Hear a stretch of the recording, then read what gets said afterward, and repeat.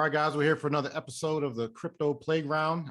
Today, we have Zach and Taylor with us, and we're going to discuss all things cryptocurrency from where we started at in this space and where we're going. And we're just going to share some perspectives that hopefully you guys find some value in. So we're going to start off with some introductions. So Taylor, why don't you tell us a little bit about yourself? Sounds like a great time, man. My name is Taylor Towler.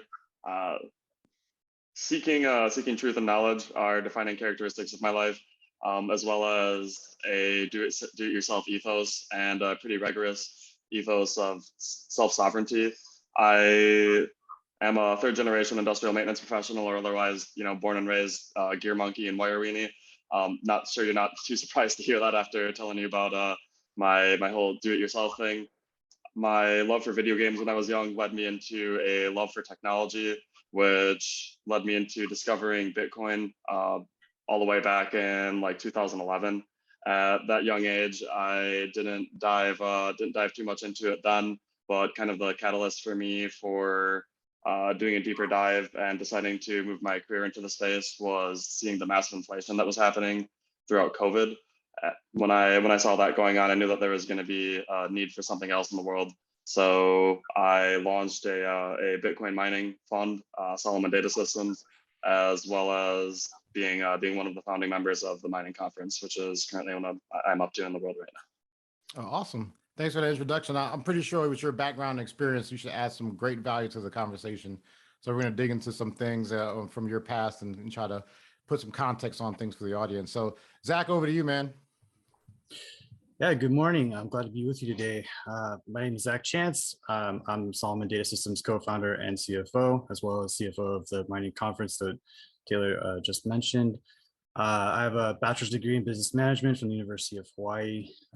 Been involved with numerous startups over the past 2 decades, ranging from construction, real estate to skateboard manufacturing, craft beer. I was introduced to Bitcoin in early 2018 on the downside of the run up to 20K. I spent that bare winter teaching myself how to code and end up writing a signals-based trading algorithm that responds dynamically to changing market conditions. And like many in the space, I came for the profits, but I stayed for the revolution. And Bitcoin represents hope for a better tomorrow, something that the current financial system cannot provide. And that's what keeps me going every day. So trying to help out, educate people, and grow the entire industry is my driving force. Literally 7 days a week, 14 hours a day. So, that's dedication and commitment, man. So I'll just, for the folks that's coming on that don't know my background, I am a 20-year Army veteran, focusing in the space of enterprise IT, and recently, for the past few years of my career, more so in defensive cyber operation. I came into the space in 2016 as a skeptical observer and then a FOMOer, in the latter part of the year as the Bitcoin prices ran up. And as I got in the space and got settled and comfortable, we started a few initiatives around crypto education. And now we are working on the Crypto Playground, which I'm currently the CEO of, and my partner Sue out in Australia is helping to spread the word and educate people so that they can securely adopt the crypto space. And we're working on a project specifically around simulated crypto education, so that way folks can offload the risk and actually have a tangible experience as they learn all the different ins and outs of the space. So that's where we're at right now, and we're going to get right into it and talk about like what made you guys believers. I mean, crypto came out. It was like this. I mean, for me, it was magic internet money is what they called it. And I know that I was watching the prices. Yeah, I wasn't watching it closely, but I was just like people are doing now. I'd hear little news articles and like Bitcoin's at $1,000, Bitcoin's at $5,000. And I didn't know what the heck they were talking about. I just knew this internet money thing was increasing in value. So like, I'm pretty sure you guys have been watching the space before I was even considering it. So what gave you your conviction in crypto or Bitcoin in particular? Yeah, for me, like I was talking about earlier with COVID, it was the inflation, because when you dig into it, it's literally the only fixed supply asset to have ever existed, and that becomes important for reasons we'll dig into when we get into the next subject. But the other really big thing is it removes control over the supply and function of the currency from the discretion of a small group of people, which is very, very important, because when faced with the choice of how to finance something, normally a war, a regulatory body has really two options. They can either increase taxes on the people or they can inflate the currency. And maybe for a generation or maybe even for 10 generations, a entity, a government, a group, a regime might have rulers who understand that the value of the currency remaining constant is a core function of how society functions. But eventually you have that one group that's like, well, we want to spend more than we have. We're not going to raise taxes and we're going to inflate the currency. And when you do that, you break down the core values on which society functions, because you need to be able to concentrate, exchange wealth in order to be able to get food and water and basic commodities. And when you start doing things such as inflating the currency that disrupt that, then you break down the core fundamentals on which society rests, and you cause everything to break down. So because Bitcoin is the first asset to have ever existed that has truly fixed supply, or a supply that's fixed in an actually democratic fashion, it's a revolution akin to the printing press. Absolutely. What about you, Zach? What are your thoughts? Like, I believe that the moment that was my aha moment was when I saw like what this technology can do for all of the people who don't already have the access to the financial system that we already currently enjoy in the first world. There's billions of people who are unbanked in the world who are not able to access even just simple lines of credit or like things to create businesses. The funding just isn't there, and all you need really to access this technology is a cell phone, which is now becoming distributed almost for free in places like Africa or South America. And those are places that are experiencing extreme turmoil in their own current currencies, and they are not unable to store wealth. And this is a way for them to have access to that, and it's a great equalizer. And that's something that really drives me a lot, is to make sure that everybody is included in the financial system and no one is left behind. And the current system is actually built to keep people out and to keep, it's a power system. So distributing this power democratically to the world is something that is, if we've seen what democratic forces do in the past, and we're all about being democratic in this country and in the free world, currently spreading that to the rest of the world should be something that we're all trying to do and want to promote. So this is going to have an incremental change for us. We already have digital money for people in the developing world. They're going to kind of leapfrog and they're going to be right on here with the same level as us. For the people who don't know, when we talk about this democratic thing, like anybody who operates a node, which you can do on a computer from 1990, has the opportunity to decide whether a block that comes in is valid or not, which is effectively voting. And this was already proven to be secure and something that actually works in the block size wars, when the miners in China wanted to increase the block size in order to increase mining revenue. And there was a pretty big push for it in the community, but the larger Bitcoin user community didn't vote on the changes to increase the block size, and proved that this is a truly functioning democratic system. Yeah, and I definitely resonate with the social impact, Zach. I didn't initially join Bitcoin for the movement. I wasn't convinced initially because my background being in IT, especially in security, I know that software can be riddled with vulnerabilities, and I was like, people are putting so much faith into this software, and then time and I think attention is what got me convicted, because over time I saw that more and more people value the space. It started off with just lots of retail investors, and then it was on the news, and then institutional investors got in the space. And the more I paid attention to the narrative, because I mean, Taylor, you talked about inflation, and I have to say that I was never a economic guy. I never paid attention, what the inflation rates were each year. I wasn't paying attention to investments at all, really, until like maybe 2020, when the stock market crashed because of COVID. And I said, hey, great buying opportunity. I'm going to buy everything.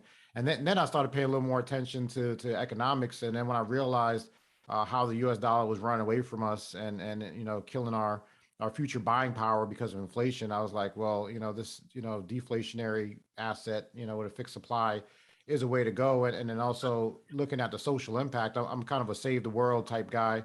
And when I realized that, the implications of being able to have everybody participate in the global economy, with this peer-to-peer system, and like Zach described, you just need a cell phone, and there's so many places around the world that don't have birth certificates when they're born. There's no bank for them to go sign up on, and they don't have the necessary things to shop on Amazon, and I just thought about how much of an equalizer this could be, if we allowed it to grow and just put the appropriate frame around it, so that way it stays, I guess, pure and doesn't run off into some type of rampant, solution. So yeah, I definitely 100% convicted about it. If you ask my coworkers, I'm every day before I talk about work, we're having a conversation about Bitcoin. So I'm pretty sure, pretty sure they're ready for me to get the hell out of here. That's something that I think that maybe I don't necessarily convey my emphasis on enough, as the social aspect of things, because I tend to be very like philosophical and semantic. But when I talk about the whole like rise and fall of civilizations, there is, I mean, nothing more painful than the collapse of a civilization for the people who are going through that. And stability and security is one of the things that your average person craves more than anything else. And this is the first currency, because of that fixed supply, that has the opportunity to provide that kind of stability and security to the world, so that we can build for centuries or maybe even millennia into the future on the foundation of something that allows us to keep those core values of society and the economy in check. Yeah, absolutely. Zach recommended a book to me, around Bitcoin, and it had an interesting thing that you were describing earlier about the effects of money on war. And being in the military, obviously, I have an interest in that. And they talked about how when you have an infinite money supply and you can continue to fund the war, you can just print more money. I need more troops, we need more gear, I need more tanks. I just keep printing, and you can have a war go on forever. I mean, I deployed to Iraq and Afghanistan, and it was a never-ending, pot of money pouring in to support that. But when you have a fixed supply, like you said, it becomes more democratic, and the people have to decide, because the government only has but so much of the wealth to spend. Now they have to decide, well, do we want to exhaust all of our resources to continue to fund this war? So the war has to have a definitive end, otherwise it has economic impact. But the current economy we live in, you can have sons and daughters, sacrificing their lives for year on end, because we have the ability to print money. Yeah, Yeah, and this is why.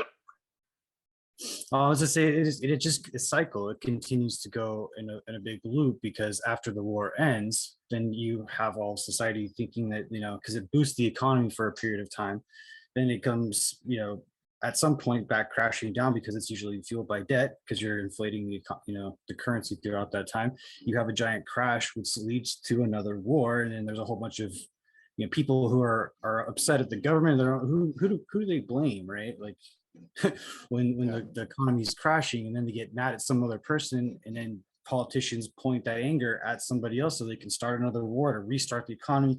It's a never-ending cycle of and it gets to a point where it kind of destroys everything. It sucks the whole world in. That's why we get these world wars now, like we've had over the last century, and we might even have another in the future, because that's the playbook that they're looking to repeat, right? And it's Yeah. So Zach, what do you say to? I know a lot of folks, when I talk to them about kind of the value proposition of Bitcoin, and they always say, okay, well, great, got it. Bitcoin's going to save the world, but how does it have value? I always hear that conversation. Like, for people who have not adopted, they say, how does Bitcoin have value when it's just, I can't touch it, I can't feel it. I mean, people want tangible things, and they just don't. One guy actually asked me, where can I actually cash out my Bitcoin so I can like put it in my house or something like that. And I told him, I'd explain to him that you'll never actually physically have Bitcoin. And he thought that there was a way for him to actually own it, and then see like the coins on an app or something like that, and just swipe through them like, hey, I got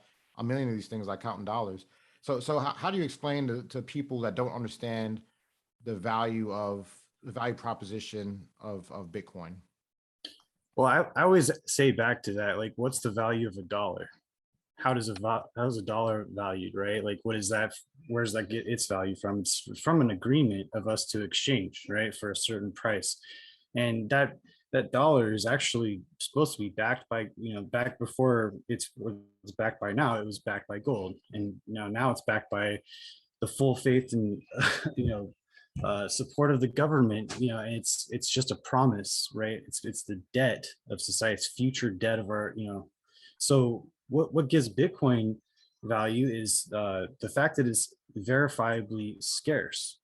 It's something like even more scarce than gold, right? So if we were to talk about what gives gold value, is the fact that there's only supposed to be so much of it, yet they continue to pull more of it out of the ground each year, and then they hoard it and manipulate the supply and keep the price low and do all these crazy things to it. So it's not even that great of a store of value. But gold has been used longer than paper money for hundreds of years, if not thousands, right?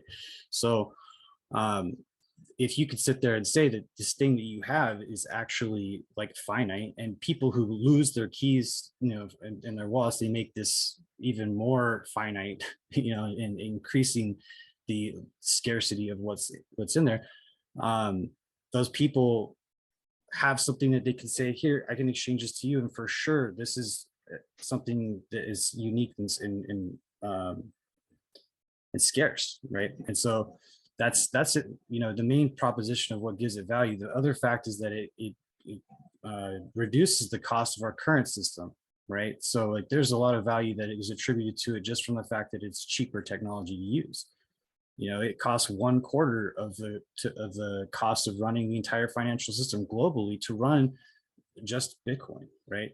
So like if it obsoletes that technology completely. I mean, people who are in the banking industry don't like it because they're going to be out of work, right? Like this is a thing that's going to take jobs away from people. It's going to turn off the lights in brick and mortar establishments. It's going to take away pensions. It's going to take away security jobs. It's going to take away physical security, like of assets. Like a lot of things are going to get shut down because of it. And those people can it's not, this isn't good for them, but it's going to be an opportunity for them to retool themselves, work into this new economy, and us as a entire human race have a better opportunity to evolve when those people are freed up from doing these jobs that are unnecessary anymore, and protecting a system that is actually hurting us instead of helping us. So I mean, I think an interesting thing that you just mentioned about the banks and their role in the future, I kind of feel like there's going to be a scenario where it's going to be a race of adoption and market manipulation, kind of like we've seen recently with this Terra Luna situation, where there's kind of a lot of speculation about, Bitcoin dumping in the market from like BlackRock and Citadel. And I don't know if it's true or not. People have been, tracking this money, but what I'm thinking is like, could we end up in a situation where the banks put themselves in a position to own more and more Bitcoin, and then kind of, people trade emotionally. So if we can make the market look like it's dropping, they'll sell at a discount to the people who already control things. So now the question is, right now there's like this ape movement on the stock market. So the question is, how do we get that same type of mentality and movement when it comes to cryptocurrency, Bitcoin specifically, where people hold on to the Bitcoin and refuse to sell it, kind of understanding the eventuality where the governments and the institutions once again try to, scare people out of it so that they can own it. And then now we're in that future where there's just fractions of it owned by the people, and the order has been restored in this new world where institutions and governments have now, shaken out the average retailer and said, hey, now I own the cryptocurrency. So I'm trying to see, how do we get to that point? That's kind of an unfortunate reality that that's the way things are going to go. However, it's up to us to educate as much as possible for people to DCA stack sats and hang on to it. However, even in that kind of less than ideal future where the large money players of the world have bought up a large portion of the Bitcoin supply, it doesn't change that everybody who operates a node gets to vote on whether or not those people can increase the supply or change the rules of the currency. A few other things too from earlier in the conversation, Zach had mentioned how the current Bitcoin network uses only a quarter of the amount of energy that the current financial network uses to run. That's to say nothing of the energy and resources that are spent on fighting wars to support the hegemony of the petrodollar. Like that number is so much astronomically higher than the energy consumption of the Bitcoin network that it's kind of mind blowing. And like, one other thing that, I was, that I really wanted to touch on too, that I feel is really important for people to understand is a really common misconception with the idea of currency is that it needs to be backed by something. And that's because our currency was backed by gold. And the reason our currency was backed by gold is because gold sucks as a currency. It's not easily divisible. It's hard to secure. And just like any other asset in the world, if the price 10x's, what do? Well, you spend 10x the amount of money on getting more supply out of the ground, and it changes how everything is valued. You don't want that. What a currency needs to be effective is it needs to be secure, easily transferable, and an effective unit of account. And in order for it to be an effective unit of account, it needs to have a fixed supply. And Bitcoin is the only thing in existence that has this fixed supply. Yeah, it's kind of funny that you mentioned that because, when I was kind of parsing out how to explain to people the value of Bitcoin, I always start off with, do you understand what money is, right? What is considered money? Yes. And I break up like the four function of money, like you mentioned, store value, medium of exchange, unit of account, and the standard for deferred payment, right? I mean, Bitcoin can fulfill those functions. And then you have the attributes of money, like you talked about: durability, portability, divisibility, uniformity, limited supply, and acceptability. And Bitcoin is hitting on all those areas. And even I described gold, and I said, if I take a brick of gold, there's 18 karat gold, 24 karat gold, there's all these different carats of gold. If I melt them and mix them all together, now I have this, strange thing that's not really uniform, and I can't really, apply a unit of account to it and say, okay, well, this is like 100% valued at the value of 24 karat gold because it can have contamination in it, right? And so when we look at like the ability to move, I mean, that's why people like, we have about 10 minutes, and then we'll continue this conversation on a reconnection if we drop off, guys. But like Raoul Paul and Michael Saylor and stuff like that, like huge advocates for the Bitcoin space. I just love the way that they talk about how Bitcoin is the hardest money that we've ever had, the best asset, and they describe the inability to move gold quickly across the ocean for international trade, the inability to sell quickly property and then transfer that value overseas. All the other asset classes that exist out there are not as flexible and meet the criteria, function, and attributes of money as efficiently as Bitcoin does. But I always start off there to kind of like a little exercise to have people think about the paper money we currently use and the gold that we currently use and say, just measure it against these attributes and these functions, and then look at Bitcoin and tell me which one, meets those criteria better.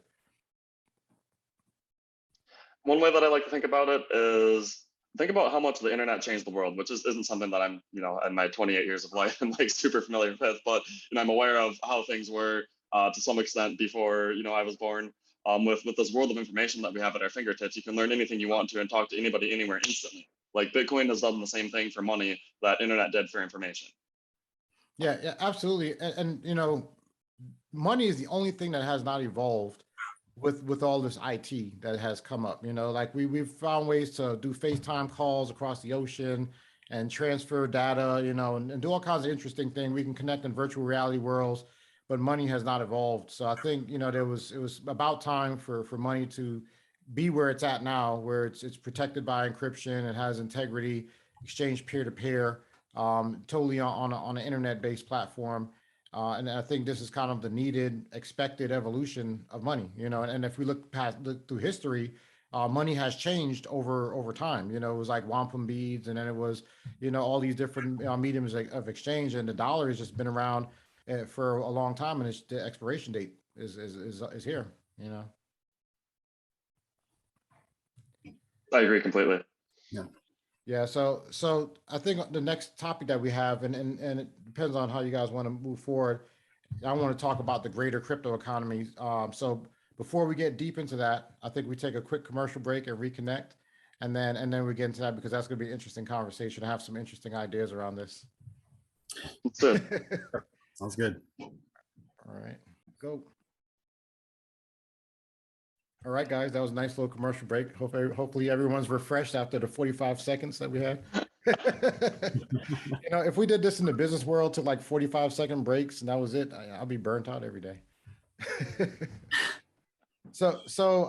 Yeah, let's jump into the conversation about the greater crypto economy. So this is, to me, one of the interesting things in the space, because we have Bitcoin, but then there's like 18,000 other projects, and you know, they, for me, they serve purpose to evolve aspects of business now. Like we talk about the Web3 economy, and you know, when I explain to people what the Web3 economy is, you know, I kind of go to, you know, the read and then read write and then the read write own, you know, environment. So back in the day, it was just like interface with the internet, just look at the stuff that's posted out there. Then we came to Web 2, which we're currently at, which is like platform centric, where you can look at the internet, but then you join platforms like Facebook, Instagram, kind of converging in one space to contribute. But when you put your information out there, you add value to the platform, but that value is not necessarily yours to own. So you put your video out there, more people go to Instagram because you posted something, and now Instagram gets more, you know, value added. And then now we're going into the Web3, where you can read stuff, you could add stuff, but then you also own your own content, where you can contribute. If you believe in a certain social media environment, you can contribute your content to it, but you always own your own content. You know, I kind of like the idea of like the Brave browser. If people have used that one before, where no one can advertise to you unless you decide that you want to see their stuff, and if they do, then they have to pay you for it, you know, with these, or you get rewarded for viewing it with these basic attention tokens. But I kind of like the way it's gone, where people can actually own their own data, and then also offload some of the liability from social media platforms for what users post and what they do.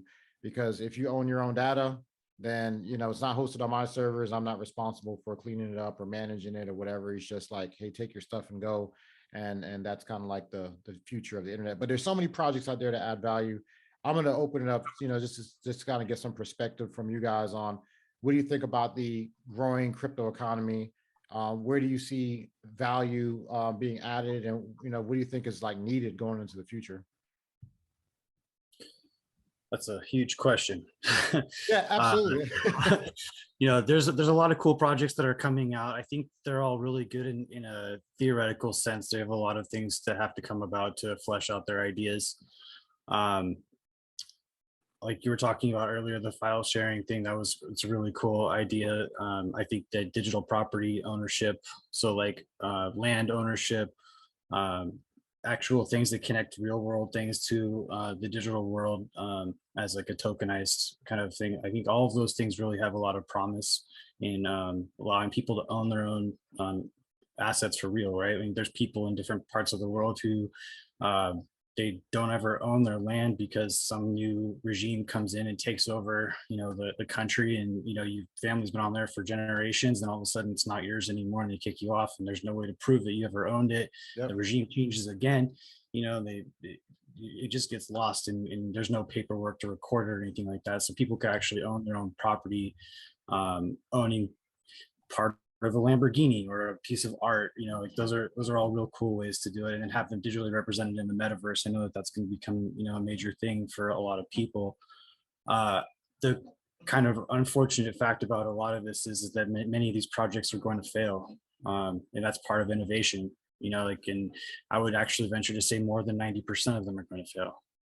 Every bear market that I've been through has seen the majority of projects removed, and the ones that stay to the next bull end up, you know, some of them don't even make it, you know, they don't even follow the bull, you know, like XRP, perfect example. Mhm. um, you know, things that have value will continue to have value in the future, and that's actually one of the ways to determine something that has value. If it has longevity in the market and it can last through these cycles, these boom bust cycles, that tells you that there is real value there.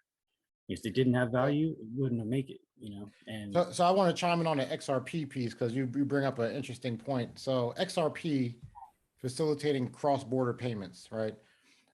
So I knew that the only way for the crypto economy to thrive was through international standards. It has to be like in IT, everything has a standard. You know, you have FISMA, which deals with federal government. You got, you know, ISO, you know, ISO standards, you know, International Standards Organization. You have NIST. Everything that you do in IT requires a standard. So now in November, we have ISO 222 coming out, which is a huge thing that kind of talks about a new banking standard, that deals with cross-border payments. So this is kind of like the evolution of banking, and they said, "Hey, we're going to come up with an international standard that discusses what's acceptable, how things should work when we do cross-border payments between banks." And Ripple is on the board that's forming that new international standard. So is IOTA projects like IOTA, Hedera Hashgraph, Algorand. There's a bunch of projects that meet this new ISO 20022 standard, which in December, I mean, excuse me, November, when this stuff rolls out, immediately all these projects that have been working towards compliance frameworks will immediately have like a higher level of legitimacy in the traditional banking world. So I think that's a huge thing when we look at across the crypto space about what's needed and what will survive. I think anything that adheres to regulation, because I mean, we can't fool ourselves and think we can just go rogue and operate in a stovepipe. There's going to have to be some type of higher level governance over most of the things that we do. Bitcoin being the exception because it's governed by the people and those who run nodes and things of that nature. But I think the projects that will survive that have names behind them and organizations and DAOs behind them, the name of the game for those people is to adhere to whatever the international measurements are.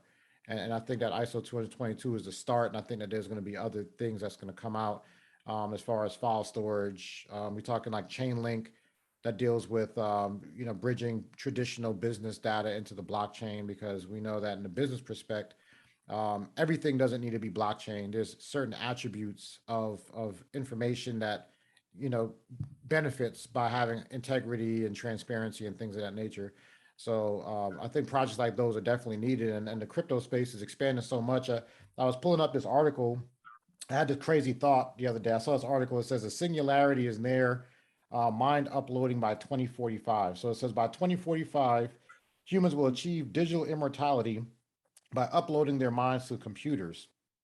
So, and then it goes on to talk about a bunch of other stuff in here. But I immediately thought about the metaverse and like what that looks like now. Think about all the people that are buying land in this metaverse. And I don't know if you guys seen the TV show Upload or Carbon, Altered Carbon, Yes. or Black Mirror. I mean, any one of these Uh-huh. shows that you watch all have like they all allude to the idea of putting a chip on your head or uploading your consciousness to this virtual world. So I was like, what happens if we're in a space where there's this virtual world, banks and institutions buy all this virtual land in this virtual world, and all of a sudden you upload your consciousness, and now you're operating and physically living inside this virtual world that's been created for you. I mean, it's really far off thought, but like I think things that we see as far as fiction on TV eventually become nonfiction in the future. So I'm just wondering what that evolution looks like between the metaverse and this uploading your consciousness piece looks like.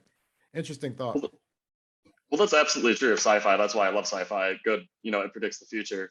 I'm not really too concerned about, banks and like large institutions controlling digital real estate inside of the metaverse, because I mean, what do you do if, and a bad actor comes in and starts dominating, controlling the landscape inside of your chosen metaverse? Well, you make another metaverse and you port your consciousness over there. So like that's like Yeah. not a huge deal for me. One thing that's really interesting for me regarding that subject with the whole concept of like Neuralink, or like a mind interface with the internet, is that it seems very dangerous to me. But if it was open source, I would be all for it if I could read the code and understand what it was doing. But when you look at the whole concept of AI coming into the world, it's kind of an inevitable thing, kind of like genetic manipulation and that sort of thing. It's like you're not going to stop the march of technology, so you may as well embrace and regulate it. But with regard to like the singularity of AI, you kind of have a few options. It either looks at us like we look at orangutans, which when's the last time you thought about an orangutan? You Mhm. just don't care. You just moved on, and that doesn't benefit us. Or it views us as being hostile and being a threat, to it, or to the earth, to the ecosystem, and decides to eliminate us. And like neither of those scenarios are really great for us. So it would seem to me that what you would have to do to stay relevant would be to have a higher bandwidth of communication than we can currently interface with technology with. And well, how do you do that? You hook your brain up to it. Yeah, and I think that's exactly the sentiment of Elon Musk. Is his concern is the future Hmm. of of AI, and once AI starts creating AI and we don't understand the complexities of how it's wired, how it works anymore, and it gets to like this artificial consciousness, maybe that exceeds our own. Like you said, the only way to beat it is being able to interface with the internet and stay up to speed, stay smarter, and more innovative. Humans to kind of have this circular logic. We think inside of a box, and we can't really escape our own paradigms, and that's why we invent the same things over and over. Bitcoin being the exception of kind of like thinking outside the box. But yeah, it definitely is it's going to be an interesting future, and I think that's why I find it prudent to understand not just Bitcoin but the wider ecosystem, because there's so many. I mean, we talk about even from the metaverse perspective of telehealth. We talked about digital property ownership. All these things will matter, and by the time it matters and it's in your face and you don't understand it, you're going to be trying to adapt to this world that's totally foreign to you. Kind of like when I remember when I used to get paper paychecks, and I will cash it out, and the only way that you can get your money was to have a check, cash it, and have the physical cash. And in the 90s, they were talking about going into like debit cards where your money would be living on plastic, and I was like, I don't see that future. Like who would want plastic versus paper dollars? Because it felt good when you pull out this big old wadding wallet out your back pocket that was giving you back pains when you sit in your car. That was the cool thing back in the day. And now you just have everything inside of a nice little debit card. And now we're going into this digital future. So I think it's important to understand the wider crypto economy and consider like what place does this new technology have in the future, and what are the implications of it. Like I was So always told in investing you have to buy the future. And I think that's what we need to do.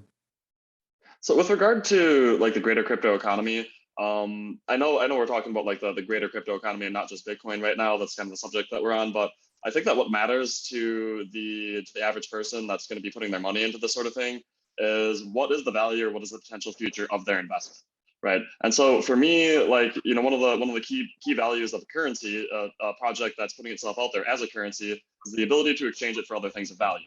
And the more you can do that, the more the value of that goes up, which attracts more people, which allows you to exchange it for more things, which is kind of the magic number go up technology and the network effect of Bitcoin. So things that hold themselves out there to be currencies, I personally don't really see as being really viable other than Bitcoin. And if you look at the market capitalization of something of the total value that's locked up in currencies around the world, as opposed to the total value that's locked up in something like a title company or a medical records company. Those are very, very different market capitalizations. So as far as where you can allocate your wealth and what kinds of things you can invest into, I mean, how high can Bitcoin go, and how high can a project like VeChain go, or rather, how early are you?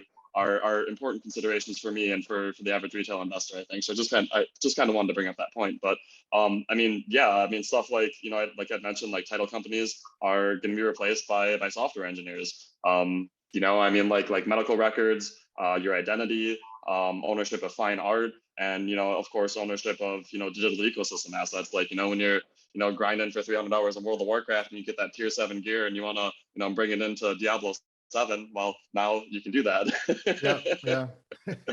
yeah. So Zach, I got a great point, because I know that you're passionate about Bitcoin, and you always warn of the dangers of the other 90% of projects going away. So let's talk Terra Luna and all of the speculation of what that brought to the greater crypto economy, and like what was the end point of that, and where do you see that going? Because I see now they're trying to revive Terra Luna and bring it back. Like what do you think about the lesson learned from that? It's early days.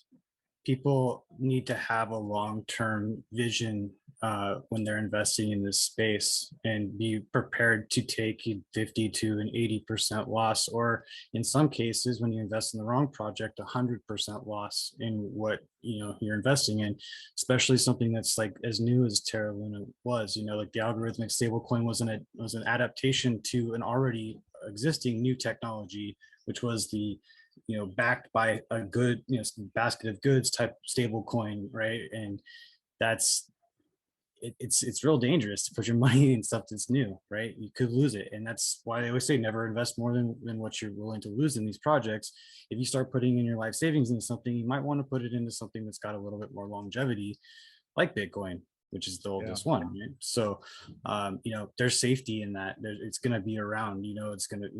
It's very likely going to go up more, because it's very early days still in this adoption curve. So Stick with things that are proven. And if you're going to do some investment in some other stuff, just put a little bit and see how it goes. Right.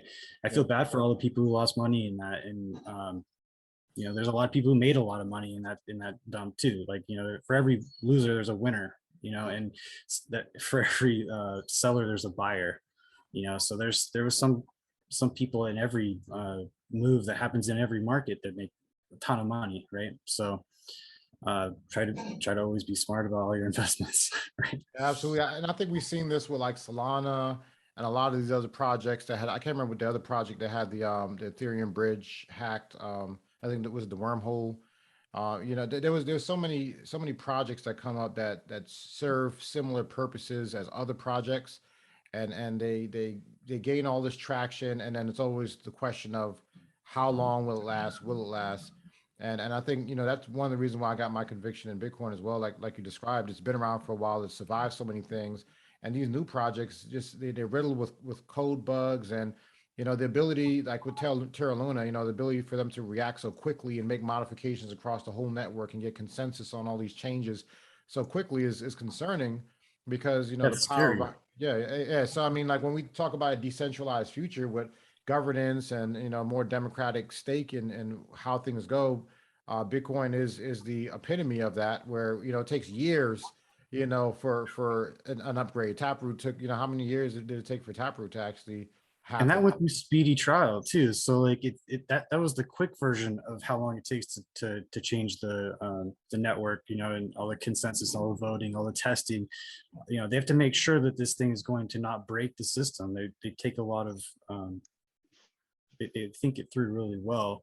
Where a lot of these other companies that are getting, like, these are companies out here trying to make money, right? Like that's something you have to remember too, is there's a profit motive that's associated with everything. Even Ethereum Foundation exists, right? Like, to make money too, right? Where there is no Bitcoin Foundation.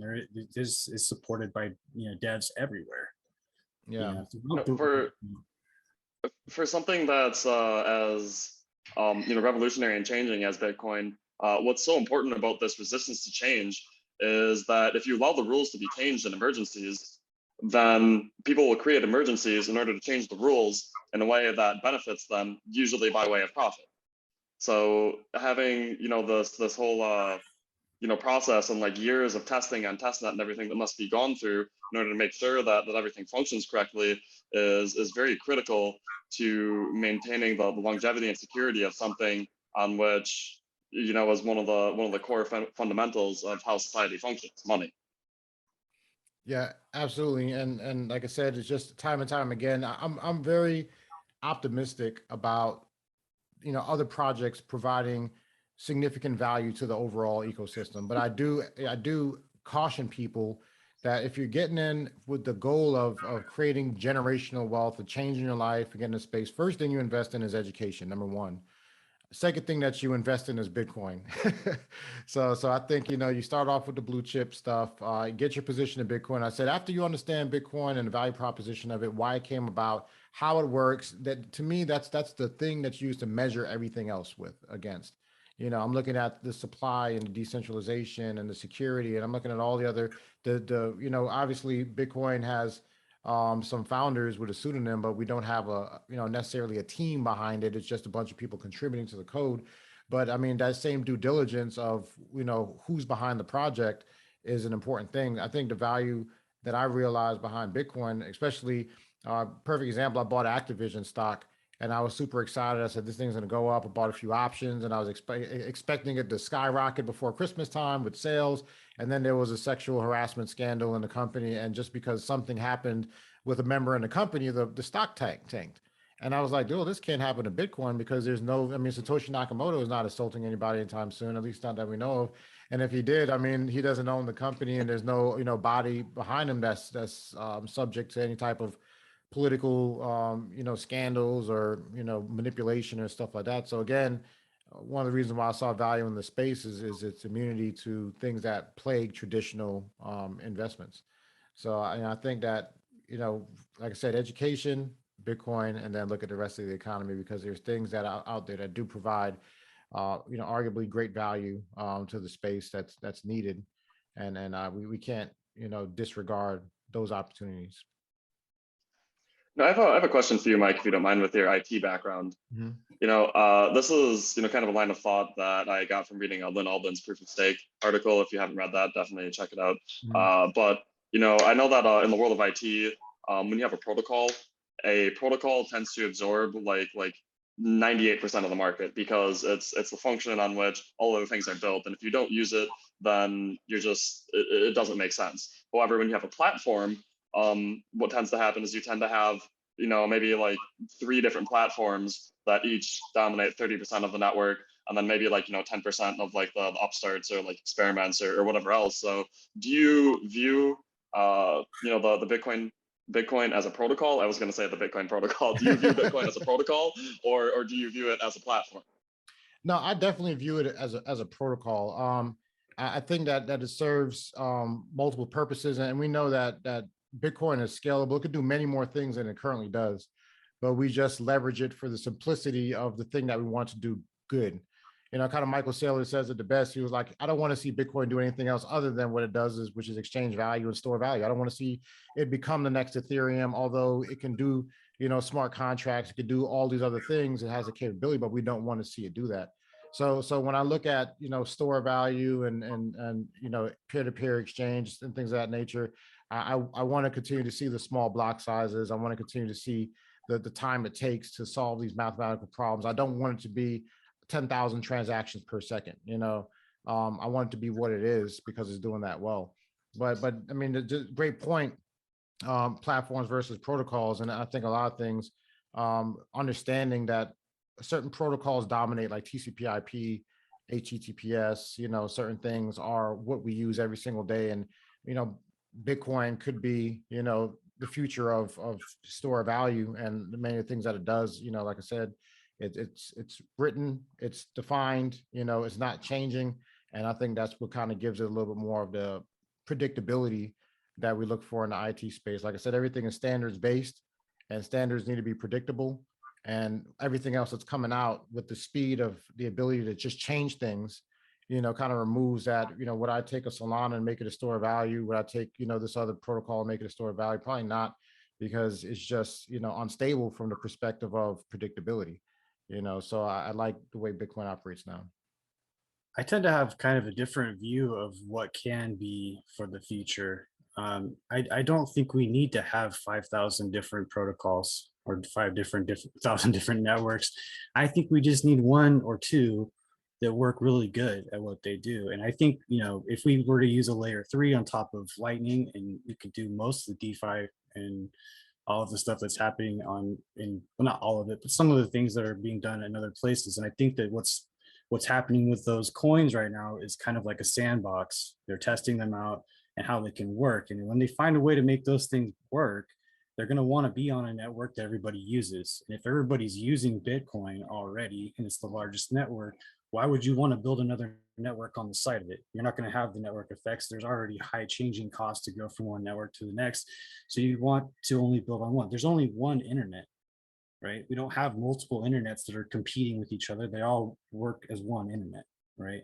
So if you have one system that's the main system, maybe there's several internets that do connect into it. I'm wrong on that, but like, you understand the point though, is like people are already plugged into one.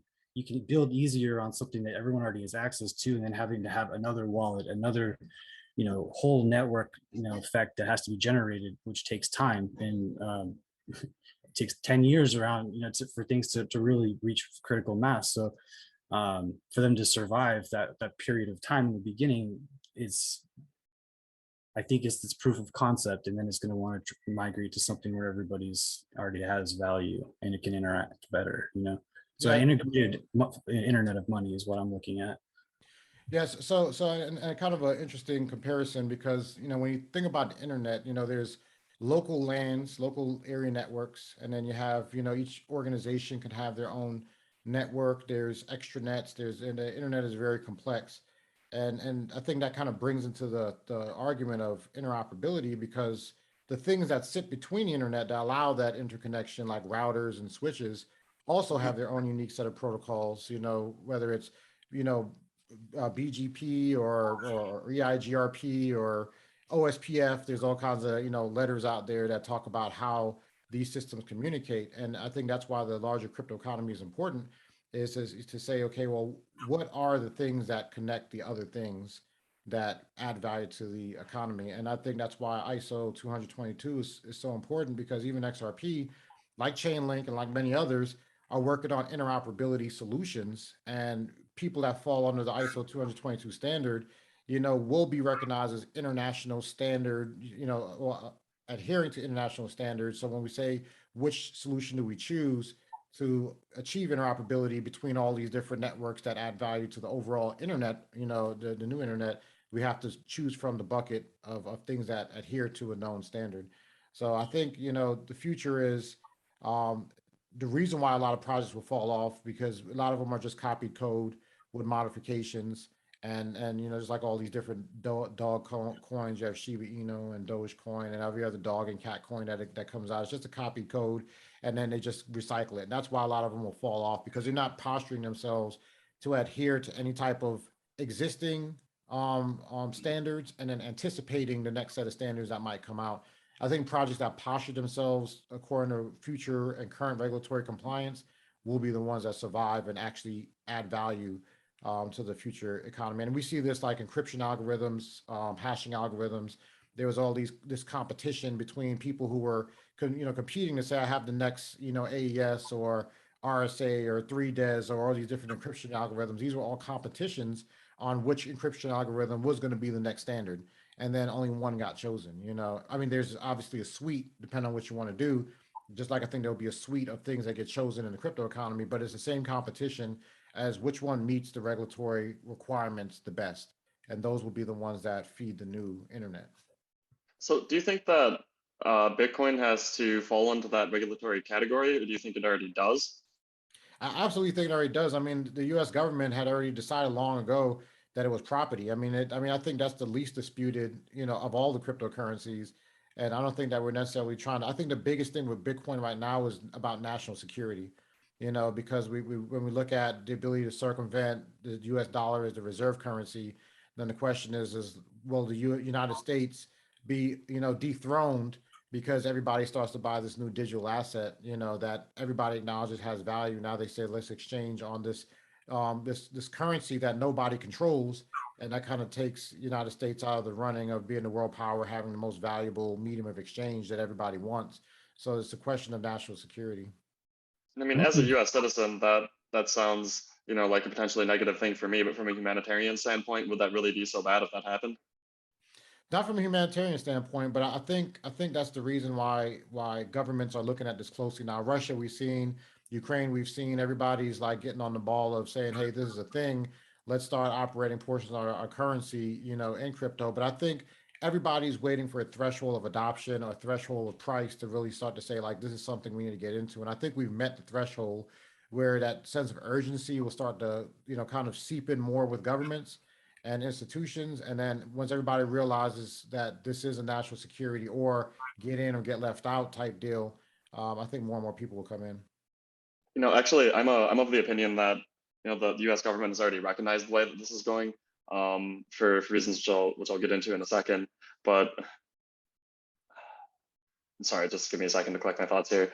Yeah, from the national security standpoint, like the Bretton Woods system, the petrodollar system, was bound to fail eventually from the beginning, and there were a lot of incredibly intelligent, smarter than me, PhD economists at the time who instructed the government, the politicians at the time, that the system that they're creating was doomed to fail. However, for political reasons, it was determined that it was the best choice to engage in at that moment, right? So that was 60 years ago, or about half a century ago, that occurred now, and we're coming up against the edge of the lifespan of the system, where it creates an unhealthy trade balance, because other companies need dollars in order to do business in, and in order to get dollars, they have to buy goods from us, but there's no back the other direction. So it's just imbalance, imbalance, imbalance, imbalance, and eventually that collapses, right? So we've known that the Bretton Woods system was going to collapse eventually.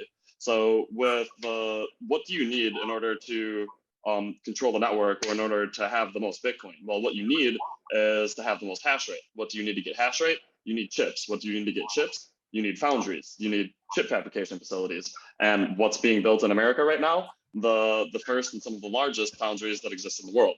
I think that that's part of the play to maintain the financial edge. I think that, you know, with all the Bitcoin mining moving to America and controlling the hash rate here, that is what can allow the United States to maintain that financial edge by being at the forefront of the Bitcoin network.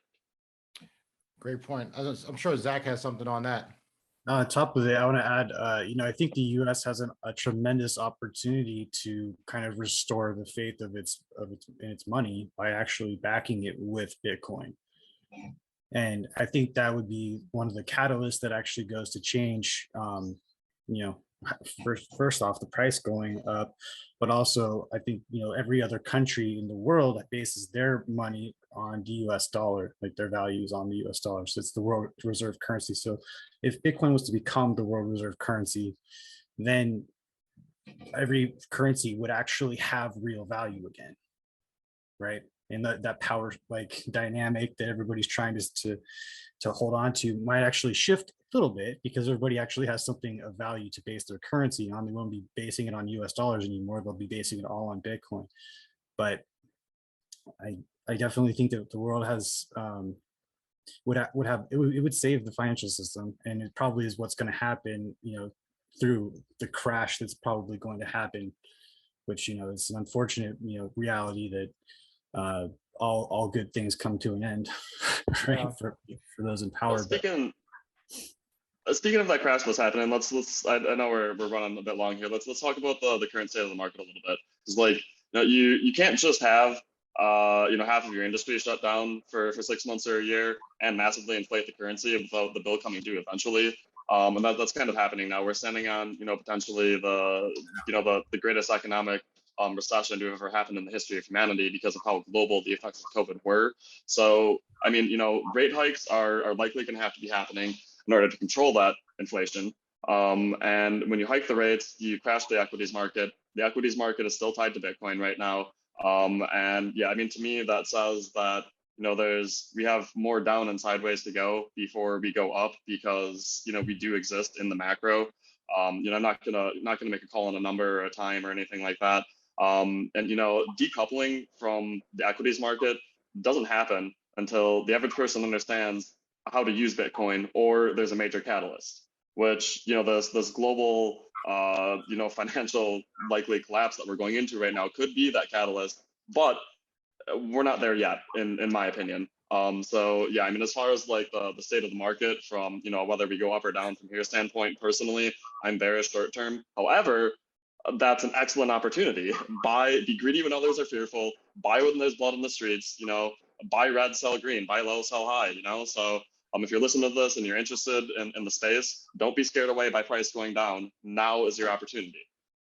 Yeah, absolutely. And I think for the government, I wonder, you know, two things. One, will they wait till they get what they feel is a good position in Bitcoin before they start to endorse it?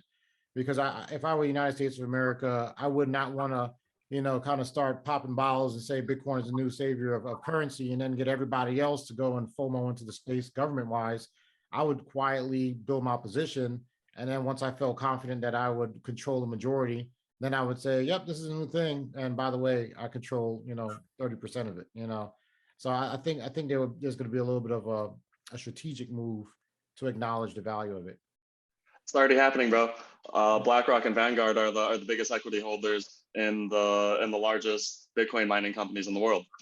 You know, yeah. Well, that is what that is. So now the question is where do CBDCs fit in from the government perspective? Because Ooh. yeah, so that's the question. So is it Bitcoin? Is it CBDCs? Where do we go? I think it's going to go away. To be honest, I don't think that that's going to last very long. It's kind of like when you have the amazing effects or the amazing things that Bitcoin has, and then you go and you strip down all of the freedom parts of it and make it something that is surveillance technology.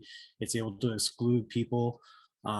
It's able to basically continue on the old system in a digital format. It's more of the same old, and it's going to have the same outcome. So unfortunately, CBDCs are doomed to fail from the very beginning. and I would not put any of my money in them. I'd run away from that as fast as possible. So, anybody that's listening that wonders what CBDCs are, when I first heard the term, I thought it was like some type of cannabinoid, like some type of marijuana type reference. And then I had to go and do research and realize what it actually was. So that's central bank digital currencies, where the government kind of creates their own version of digital currency and then circulates it out there. So controlled by the central bank. But that scares the hell out of me when I think about ever owning or transacting with it, because that's going from the feds, traced to your address, to your wallet address, and then everything that you do from that wallet is now publicly visible to the feds. Even if it's a private chain from the feds to the citizens, they still have the ability to see how money is moving, and then have a little bit more of a degree of control and ability, like we talked about the social system in China, right? So now you can have these social, hey, you're saying something that we consider negative against the government, they can block your wallet, do all kinds of things like that, because they know who you are, how you transact, who you deal with, and then you can have more censorship, in that CBDC world. So definitely not enthusiastic about that coming out. And they can do it to you even easier than they did to the truckers in Canada, Yeah. just at the press of a button, literally. And that's exactly why I'm 100% on board with Zach, and saying that these things have no future. Like in the short term, they're going to try it, but in the long term, I hope that the information spreading capabilities of the internet allow enough education of people to understand that this is not a good thing for us. This is not an evolution of money. This is not a technology that you should be backing. And eventually, the same problems that happen when you have the discretionary control over a small group of people over the currency, same problems that happen to fiat money happen to CBDCs. And we've gone backwards, not forwards. And commercial banks and retail banks should be scared as shit too. Like, that is going to put them all out of business too, because that is straight money from the Fed to your phone. Mm-hmm. Like, there is no middleman anymore, no necessity for them to exist. So they should be against this as well. It does not help them. It does not add value to their business model in any way. Yeah, I think we'll see a situation like the Chivo coin in El Salvador, where people get incentivized and say, hey, you get 500 extra bucks, and you start using this, get your next paycheck in the CBDC, you get 500 bucks extra, and the average American doesn't understand crypto. So as soon as that they see there's an opportunity to get some more spending power free, they'll onboard quickly, and then after weeks or months of using it, it becomes normalized, and then now the issues in the background is going to be understood by a few, and they're going to say, hey, what are you doing? You should have got Bitcoin. And only knows that I can go to Walmart and then use my phone like I use Apple Pay, and things are easy and I'm getting incentivized for it. And I think that's how it's going to latch on, even though we know the dangers of it.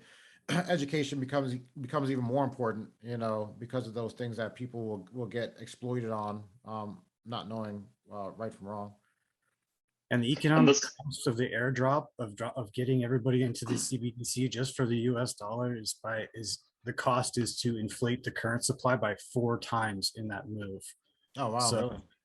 so if you think prices are bad now, moving to CBDC is just going to do nothing but shoot everything even more farther up.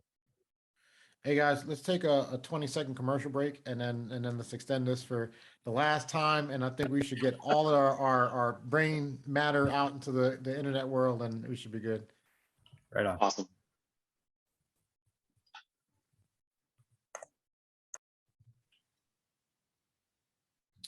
All right, guys, and we are back again, and we were discussing the government role in cryptocurrencies around CBDCs, and why that's an area of concern, as the government says, hey, we acknowledge this cryptocurrency. I understand the Biden administration said that they didn't want to stifle innovation, and they have an entire working group around looking at how to properly regulate the crypto space. But I think with that, just like we see in China, everybody's going to want their own brand. So definitely is a concerning. And as we were taking our little 10-second break there, Zach and I was talking about, how unfortunate it is that, crypto education is not a part of the school system, as kind of like the next emerging thing.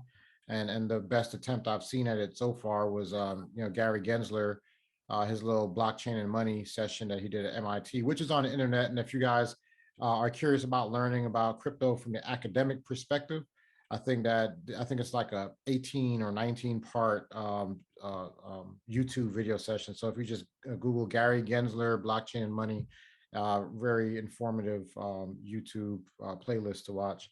But yeah, I think that's definitely necessary so people understand where this is going. So with that, we talk about the last topic that we had on our to-do list was like the current state of the market and where is this thing going next? I mean, right now we're at the point of price fluctuation. We're seeing institutional adoption. We're seeing Bitcoin adding to its history of interesting things with the war in Ukraine and the role that it's played in Russia and things of that nature. So like, where is this thing going from here? Where's it going short term? It's probably going to have a lot of volatility. I mean, that's volatility is here to stay. There's this saying that life is long gamma. I don't know if you've heard that before, but long means it benefits from, and gamma means volatility, right? So things that have this benefit from volatility, they are called anti-fragile. And I think that things that survive a long time they have this anti-fragility. And I think that we should all take a note of that, and be anti-fragile. Do not be dissuaded by the market. It's going to go up, it's going to go down. Always put into it whatever is not going to affect your daily life. Don't go mortgage your house. Go put in it though. Save your money in something that is going to go up, because keeping your money in something that's based on mandated inflation means you're saving your money in something that's constantly devaluing. So you're not really saving at all. You're losing money. So buy low. That's what I see. For the short term. If you get lower prices, cheer, be like stoked, because it's an opportunity of a lifetime, because it's not going to be there long. Yeah. It's going to go back up, and it's going to go up much higher than it ever did before. Each time it's gone into a bull run, it's gone, blown people's minds. It will blow people's minds the next time, and then it will come crashing down again, and then it will come back up again. So volatility is not a bad thing. People in places where they experience high volatility usually say that it is a really bad thing. But if you have something that has this much promise in it, and getting in cheap, that's the best opportunity for you, because later on, kids, grandkids, they're not going to have these opportunities. This is an opportunity to create generational wealth, and you can only do that when it's cheap. So Yeah. buying in later on is when when it's mass adoption is happening, it's too late. Yeah, I think people have a hard time getting conviction about the future of Bitcoin, especially when they've come in at a $60,000 Bitcoin or a $50,000 or $40,000 Bitcoin. It's currently sitting where it's at, and it kind of it resonates with me, and I think that's one of the reasons why I think I can add so much value to the crypto playground effort, because I've lived through all of it. I've done all of it. I've had all the emotions. I've had family members and this and that. And I think about when my dad got into crypto. He bought into Bitcoin, I think around $20,000, $25,000. And it started to dip a little bit. And he was calling me and he was like, hey, my coworker said it's going to zero and this and that. And you need to tell me how to sell out this thing. How do I transfer? And I said, Dad, I said, whatever you do, sell your house, sell your kid, like don't sell your Bitcoin. I was like, we'll do whatever you need to do, but just don't sell your Bitcoin. Trust me. And then when it ran up to like almost $69,000, then all of a sudden he regained his conviction. And I think he understands now and he's not selling. But at that time, when he started to dip down again, he thought, okay, well, this thing is going down. Maybe I made a bad decision. I just need to take my profits and run. But, I said, like you really have to understand the technology, the social impact of the technology. You have to, when you own it and you hold it, if you didn't educate yourself before, once you buy some, then you kind of reorient yourself and understand, what are you holding? What do you actually have possession of? It's property. If I buy a house, I'm going to walk around the house and I'm looking at all the rooms and understand, the structure and the foundation and the value that the house has, all little nooks and crannies, places I can put things. I'm going to research that property, and Bitcoin is property. So you should take the time to understand what you own. And I think once you understand it, then you get conviction in it. And I think that's where people never quite get to, because they buy on the speculation that it's going to go up 100x, and they're going to be like all these other crypto millionaires with, you know, Lambos that says Bitcoin on the back of it, and that's just not the reality of it today. You know, the future potential is great, but it's not going to be like the, you know, the Dogecoins and all these other things that, you know, tripled and quadrupled and 100x people's money overnight. That time has came and gone, that astronomical move. But it's not to say that it can't happen again over time. That time is like 4 years, 5 years. It's not going to be a month from the time a project launches, and that's what everybody's looking for. You know, looking for that quick flip. Yeah, I think Yeah, Bitcoin so still has 100x in it. Yeah, absolutely. Yeah. Guaranteed, you know, like that's gonna happen. So if you're selling right now for at least. Lamborghinis and shit, Mhm. you're foolish because you Yeah. could be buying 100 Lamborghinis in the future. You know, like Yeah, but those people are people. looking at 100x from, you know, like most people put that invest in Bitcoin, especially folks that I work with. They come to me and say, "Hey, Mike, I invested in Bitcoin." I'm like, "Great, you know, any amount of money, I'm going to celebrate it with them." But then they show me like I put $100 in, and then when it goes up and it's $175, then they're like, "Hey, I'm not rich yet," you know. But when they look at the proposition of something like, you know, a Dogecoin or a dog coin, any dog coin you pick, and it's selling at a fraction of a penny, and they say, well, if I put $100 in this, I have 1 million of this coin. If it, then I would say the same thing. If it goes to $1, you know, I'll have $10 million. You know, this is the math that everybody uses to measure cryptocurrency. You know, so when they look at Bitcoin, that's the first question they ask me. Like, well, if I put $100 into it, I don't get a whole lot of it. So why would I put $100 into this versus the meme coins? If you're treating these other coins as if they're leveraged Bitcoin, then just start valuing your portfolio on Bitcoin. Stop thinking about dollars. You know, that's Yeah.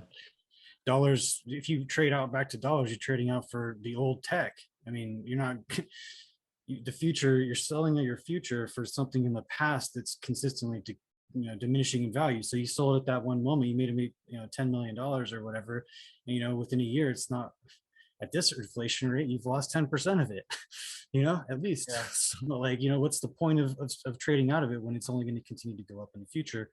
And if unless that thing disappears, right? So you don't want to keep your investment in long term in an alternative coin.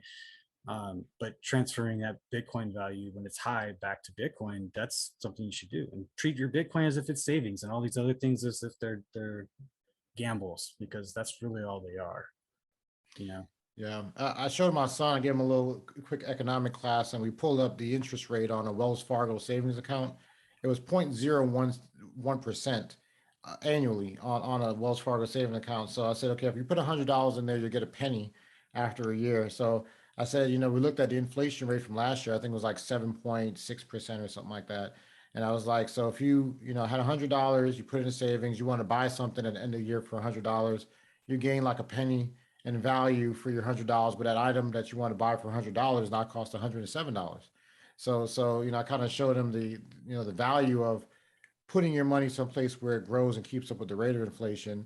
And like you just described, it's not the U.S. dollar, because you take your money, where are you putting it? You know, you have to park it in an asset that's going to grow, and that asset is not in your bank account inside of a savings account, and everything else has associated risk because you put it inside of a stock, you know, stock market crash, the CEO does something crazy, the company gets bought out, 10,000 things happen. You buy a house, the roof blows off, the tenants don't pay the rent, you got water damage, a hurricane comes through.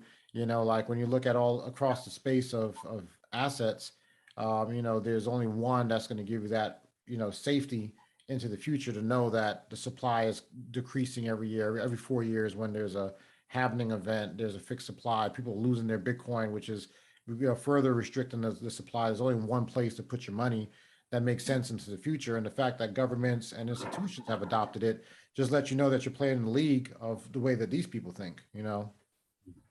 Circling back kind of to something that we were discussing before that I'm really passionate about is, this whole concept that Bitcoin fixes everything that these Bitcoin maximalists talk about. And like, I mean, like, is on I won't go into an analogy, but we were talking about how it removes a lot of the incentive for war, right? Well, like, kind of one of the universal gripes that people in at least our modern American society have is, I mean, the fact that we're always in war, and the low time preference that people have on things, which is, what I mean by that is like the cycle of products, like how things aren't built to last like they used to be. And part of the reason things aren't built to last like they used to be is because people have to hurry up and put products out there in the market in order to capitalize on their capital, in order to make sure that they maintain that value because of that inflation and because of that loss of value. So when you take away that inflation, you change the way people think about things from being a quick now, what am I going to do in the next year to try and hurry up and keep my wealth, to actually thinking about things from a more long-term perspective, even when it comes to things like farming, for example, from, doing like regenerative farming and, making products that are built to last, like when you change the way the money works, you change the incentive structure of society. And when you do that, you change to a more forward-thinking, longer-term mindset. And I think that's something that our world desperately needs right now. Yeah, absolutely. Yeah. Zach, did you have a thought on that? Oh no, I was just saying I second that. It definitely it lends itself to longer term thinking and building higher quality products and making things that last, making things that are, it's expensive to fix if they break, and it changes the incentive structure of business. So, as a world, there's a lot of people who are environmentalists who think that Bitcoin's a big waste of energy, and that's completely the farthest thing, from the truth, where it's like the, energy well spent. It's securing the blockchain, it's creating value, and it's creating something better for the entire world, as a public good that's owned by everyone. So like that's why it's so amazing for me. And what I think it can do for us as a future, in the future. And like inflation and deflation inherently aren't bad things. They're just different ends of the spectrum. And we need to kind of shift away from an inflationary, because we've been too far, the pendulum's been too far in one way. And we need to shift back a little bit here to kind of correct this situation. And that's all I have. Yeah. So I think that, from the perspective of time preference, we live in a society where everybody wants things now. We live in a now, somebody would call it a microwave generation. That the analogy that was explained to me back when we were growing up, it was a crock pot generation where you put all the ingredients in there and you set it on an hour, and then you come back and then you have this really great, valuable meal that's been stewing for an hour. And now we live in a generation where you just go push the start button on the microwave, and 30 seconds later you got a cooked plastic meal that was produced in the factory, but it came out in 30 seconds, so we're good to go. And I think that's the mentality of most folks now, is that there's urgent needs financially, especially in the current economic situation following COVID and everything else that's going on with inflation, that people that come into the space don't plan on putting money in and leaving it there for a long time because they need the now money. And I think the value proposition is difficult to explain. And that's why we're doing this. That's why we're having this conversation, so that way people can consider the many facets of Bitcoin. Most time I talk about cryptocurrency, people either only know Bitcoin or they only know Dogecoin, or they don't know anything else about the space. They never considered any of the other intricacies of the space. And these conversations are important because most of the time, like I described earlier, when I'm talking about this thing, it's a one-way, sender conversation. There's no bi-directional feedback because people just don't know. So it's me explaining, trying to talk to people about different perspectives. And it's good when you have multiple folks that have some refined understanding that we can share for the benefit of the group. So education is like super important. And that's why I'm glad that we took the time to come on and talk about these things. I mean, I know that we thought we were going to squish it into a 40-minute time frame, but there's just so much to talk about. I mean, there's like lots more angles that we can go down into. But I think, we can table some of the conversations for next time, because there's just so much every day. The space is evolving. There's so much that we can talk about, So I think with that, I think we should wrap it up here, and then we can, put this out there, see what type of feedback we get. And then, definitely looking forward to coming back around and digging into this conversation some more. Well, hey, thanks for having us on. We are Solomon Data Systems. If you want to hit us up, you can check us out, info@solomondatasystems.com, or check out theminingconference.com if you're interested in learning more about Bitcoin mining specifically. We'd love to help educate about mining specifically. And all the links will be in the bio, so inside the details of this video. So definitely click and check those guys out. I had a great time, guys, talking about this stuff, and I'm looking forward to doing this again. And next time we will have the best Zoom plan that there is to offer. So that way we can run this thing for a seamless over an hour. Yeah. Likewise, Mike. Thank you so much for having us. All right, Appreciate it. guys. Yeah, have a good day. Take care.